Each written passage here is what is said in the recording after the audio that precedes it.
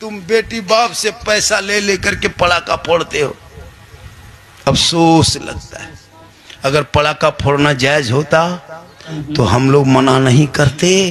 शादी के दिन हम लोग खुद पड़ाका का झोला लेके गाड़ी में बैठते। आप लोग पब्लिक हैं, 10 टकवा फोड़ते, हम लोग मौलवी मौलाना हम लोग बम फोड़ देते। आपके पड़ाका हम 10 ने की, मेरे बम में 100 ने की।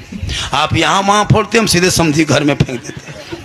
यहाँ तक के डैना माटी लग जाते। जब सवाब है फोड़ने में तो एकदम चारों कोना में डैना माटी गड़ के समझी घरे उड़ा देते, सीधे जन्नत घुस जाते। जब पड़ाका पे इतना सवाब है तो 10 टकवा का है, बम फोड़ते बम। अफसोस, अगर डीजे बजाने में सवाब होता तो डीजे गाड़ी में क्यों बांध के ले जाते, समधी पीठ में बांध देते, डबल सवाब होता। समधी धीरे धीरे चलो, ढीस ढास ढूस, पूरा कुटुंब खुश, चलो जन्नत घुस।